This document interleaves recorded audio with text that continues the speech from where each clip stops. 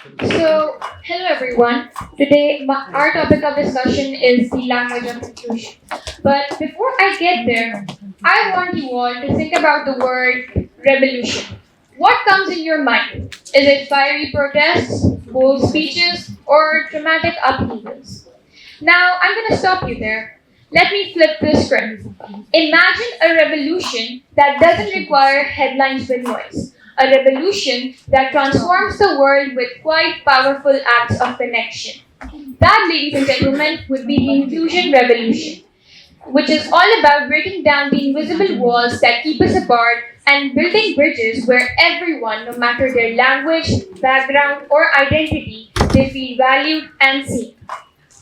Sometimes it's not just about embracing our differences, it's about celebrating them.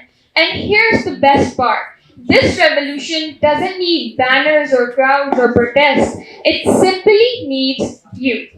So now let me ask you something. Have you ever been in a room full of people where you felt completely out of place because no one spoke your language?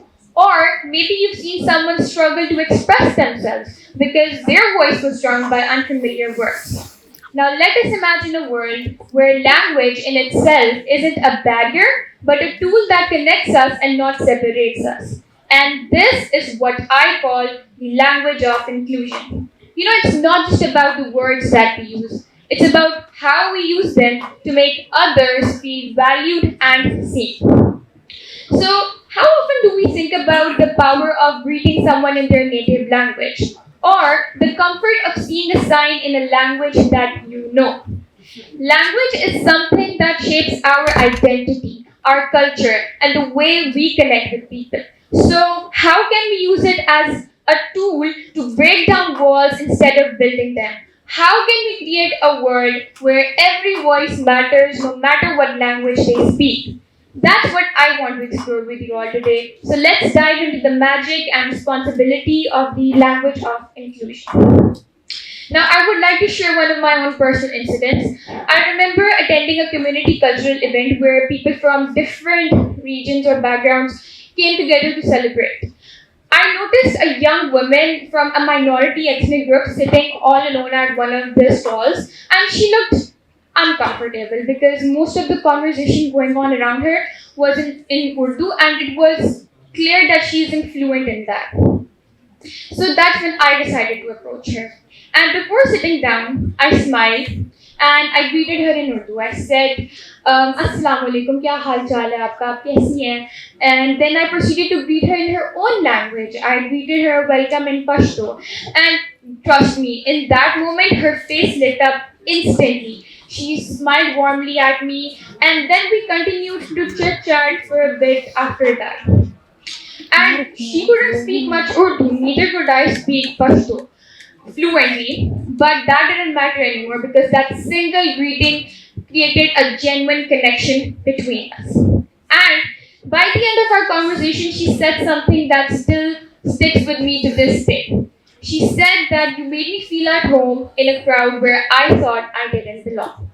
That small effort, you guys, a single greeting in her language, bridged the gap between us. And it made me realize that inclusion isn't just about grand gestures. Sometimes it's as simple as showing people that you see and respect them for who they are. Now, let's take an example on the on the international level.